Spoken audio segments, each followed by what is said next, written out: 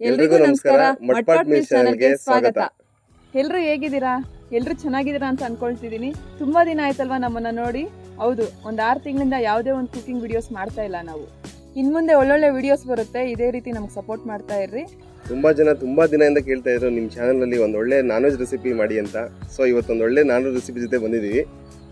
ಅದೇನಪ್ಪ ಮಾಡ್ತಿರೋದು ಇವಾಗ? ಇವತ್ತು ಸ್ಪೆಷಲ್ ಚಿಕನ್ ಪಿಕಲ್ ಮಾಡಿ ತರಿಸ್ತೀವಿ. ಬನ್ನಿ ಹೇಗೆ ಮಾಡೋದು ಅಂತ ನೋಡೋಣ. ಹೇಗೆ ಮಾಡೋದು ಅನ್ನೋದಕ್ಕಿಂತ ಮುಂಚೆ ಚಿಕನ್ ಪಿಕಲ್ ಮಾಡೋದಕ್ಕೆ ಏನೇನು ಪದಾರ್ಥಗಳು ತೊಗೊಂಡಿದ್ದೀವಿ ಅಂತ ನೋಡೋಣ ಬನ್ನಿ. 1 kg ಬೋನ್ಲೆಸ್ ಚಿಕನ್ ತೊಗೊಂಡಿದ್ದೀವಿ, ಕೊಬ್ಬರಿ ಎಣ್ಣೆ, ಓಕೆ, ಉಪ್ಪು, ಅರಿಶಿನ ಪೌಡರ್, ಶುಂಠಿ ಬೆಳ್ಳುಳ್ಳಿ paste, chilli powder, garam masala, ಇವಾಗ ಫ್ರೆಶ್ ಆಗಿ ಕಿತ್ಕೊಂಡ್ ಬಂದಿರೋ ಕರ್ಬೇವಿನ ಸೊಪ್ಪು, ಮತ್ತೆ ಒಂದು ಲೆಮನ್. ಫ್ರೆಶ್ ಆಗಿದೆಯಾ ಅದು? ಹೌದು, ಇವಾಗ ಕಿತ್ಕೊಂಡ್ ಬಂದಲ್ಲ. ಚಿಕನ್ ಪಿಕಲ್ ಮಾಡಿ ಇಟ್ಕೊಂಡ್ರೆ ತುಂಬ ಜನಕ್ಕೆ ಯೂಸ್ಫುಲ್ ಆಗುತ್ತೆ. ಎಸ್ಪೆಷಲಿ ಬ್ಯಾಚುಲರ್ಸ್ ಹುಡುಗರಿಗೆ, ಮತ್ತು ಪಿ ಜಿಲಿ ಇರೋರಿಗೆ, ಹಾಸ್ಟೆಲಲ್ಲಿ ಇರೋರಿಗೆ, ಮತ್ತು ಈ ನೈಟ್ ಶಿಫ್ಟ್ ಎಲ್ಲ ಕೆಲಸ ಮುಗಿಸ್ಕೊಂಡು ಬಂದಿರ್ತಾರಲ್ಲ ಅಂಥವ್ರಿಗೆ. ಯಾಕೆ ಹೇಳ್ತಾ ಇದ್ದೀನಿ ಅಂದರೆ, ಟೈಮ್ ಆಗಿರುತ್ತೆ, ಬಂದಿರ್ತಾರೆ, ಒಂಚೂರು ಅನ್ನ ಮಾಡಿಕೊಂಡು ಇದೊಂದು ಪಿಕಲ್ನ ಹಾಕೊಂಡು ತಿಂದರೆ ಸಾಂಬಾರು ಅವಶ್ಯಕತೆ ಇರಲ್ಲ. ಸೊ ಚಿಕನ್ ತಿಂದಂಗೂ ಇರುತ್ತೆ. ಸೊ ಒಂದು ಚೆನ್ನಾಗಿರುತ್ತೆ, ತುಂಬ ಚೆನ್ನಾಗಿರುತ್ತೆ. ಅದು ಹೇಗೆ ಮಾಡೋದು ಅಂತ ತೋರಿಸ್ತೀನಿ. ಚಿಕನ್ ಒಂದು 2 ಸಲ ಚೆನ್ನಾಗಿ ತೊಳೆದಿಟ್ಕೊಂಡಿದ್ದೀನಿ. ಇದಕ್ಕೆ ಒಂದು ಸ್ವಲ್ಪ ಉಪ್ಪು ಹಾಕ್ಕೊಳ್ತಾ ಇದ್ದೀನಿ. ಉಪ್ಪು ಮತ್ತು ಅರಿಶಿನ ಪುಡಿ ಹಾಕ್ಕೊಂಡು ಒಂದು 5 ನಿಮಿಷ ಕಲಿಸ್ಬಿಟ್ಟು ಬಿಡಬೇಕು ಅದನ್ನ.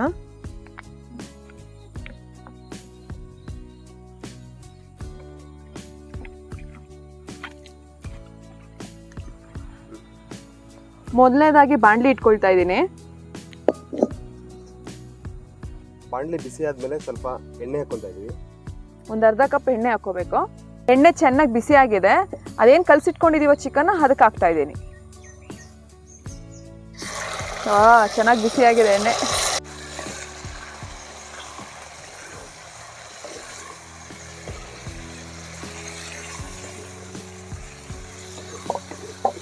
ಇದೇನು ಚಿಕನ್ ಇದಕ್ಕೆ ಹಾಕಿದೀವೋ ಫುಲ್ ನೀರಿನ ಅಂಶ ಹೋಗಿ ಹಸಿ ಸ್ಮೆಲ್ ಹೋಗೋವರೆಗೂ ಈ ಎಣ್ಣೆಯಲ್ಲಿ ಚೆನ್ನಾಗಿ ಹುರ್ಕೊಳ್ಳೋಣ. ಚಿಕನಲ್ಲಿರೋ ನೀರಂಶ ಎಲ್ಲ ಬಿಟ್ಕೊಂಡಿದೆ, ಫುಲ್ ಎಲ್ಲ ನೀರೆಲ್ಲ ಡ್ರೈ ಆಗೋಗಿದೆ. ಸೊ ಇದನ್ನ ಕೆಳಗಡೆ ತಡಿಕೊಳ್ಳೋಣ. ಚಿಕನ್ ಬೆಂದಿರೋದನ್ನ ಸೈಡ್ಗೆ ತೆಗೆದಿಟ್ಕೊಂಡಿದೀವಲ್ಲ, ಸೊ ಇನ್ನೊಂದು ಪಾತ್ರೆ ಇಡ್ತಾ ಇದ್ದೀನಿ. ಇದನ್ನ ಒಗ್ಗರಣೆ ಮಾಡ್ಕೊಳ್ಳೋದಕ್ಕೆ, ಅಂದರೆ ಉಪ್ಪು ಖಾರ ಎಲ್ಲ ಹಾಕ್ಬೇಕಲ್ವಾ, ಅದಕ್ಕೋಸ್ಕರ ಇನ್ನೊಂದು ಪಾತ್ರೆ ಇಟ್ಕೊಳ್ತಾ ಇದ್ದೀನಿ. ಅರ್ಧ ಕಪ್ ಎಣ್ಣೆ ಹಾಕೊಳ್ತಾ ಇದ್ದೀನಿ.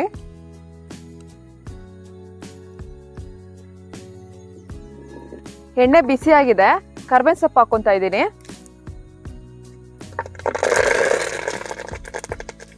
ಅದಾದ್ಮೇಲೆ ಶುಂಠಿ ಬೆಳ್ಳುಳ್ಳಿ ಪೇಸ್ಟ್ ಹಾಕೊಳ್ತಾ ಇದ್ದೀನಿ.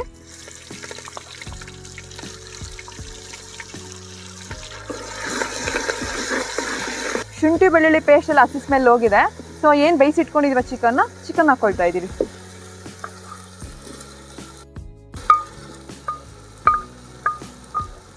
ಸೊ ಚಿಕನ್ ಹಾಕ್ಕೊಂಡಿದ್ವಲ್ಲ, ಇದೆಲ್ಲ ಚೆನ್ನಾಗಿ ಮಿಕ್ಸ್ ಆಗಿದೆ. ಇದಕ್ಕೆ ಖಾರ ಪುಡಿ ಹಾಕ್ಕೊಳ್ತಾ ಇದ್ದೀವಿ. ಇದೇ ಮೇಯ್ನ್ ಚಿಕನ್ ಪಿಕ್ಕಲ್ಗೆ. 3 ಸ್ಪೂನ್ ಖಾರದ ಪುಡಿ ಹಾಕ್ಕೊಳ್ತಾ ಇದ್ದೀನಿ. ಖಾರದ ಪುಡಿ ಹಾಕ್ಕೊಂಡಾದ್ಮೇಲೆ 1.5 ಸ್ಪೂನ್ ಗರಂ ಮಸಾಲ ಹಾಕ್ಕೊಳ್ತಾ ಇದ್ದೀನಿ.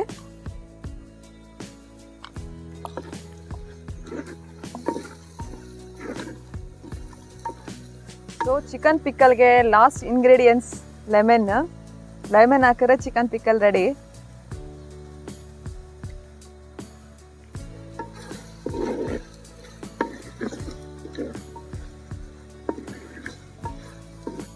ಸೊ ಚಿಕನ್ ಪಿಕ್ಕಲ್ ರೆಡಿ ಇದೆ. ಟೇಸ್ಟ್ ನೋಡಿ ಹೇಳಿ.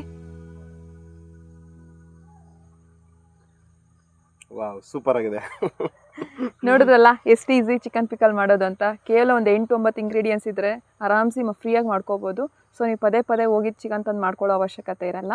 ಈ ಚಿಕನ್ ತೊಗೊಂಬಂದು ಮಾಡ್ಕೊಂಡು ಇಟ್ಕೊಂಡ್ರೆ 3 ರಿಂದ 4 ತಿಂಗಳು ಇಟ್ಕೊಬೋದು. ಒಂದು ಪಿಂಗಾಣಿ ಜಾರಲ್ಲಿ ಇಟ್ಕೋಬೋದು, ಮತ್ತು ಗಾಜಿನ ಬಾಕ್ಸಲ್ಲಿ ಇಟ್ಕೊಂಡ್ರೆ 3 ರಿಂದ 4 ತಿಂಗಳು ಆರಾಮಾಗಿ ಯೂಸ್ ಮಾಡ್ಬೋದು. ನಿಜವಾಗ್ಲೂ ಮಾಡಿಕೊಂಡು ನೀವು ಸ್ಟೋರ್ ಮಾಡ್ಕೊಂಡು ತಿಂದು ಎಂಜಾಯ್ ಮಾಡಿ. Thank you.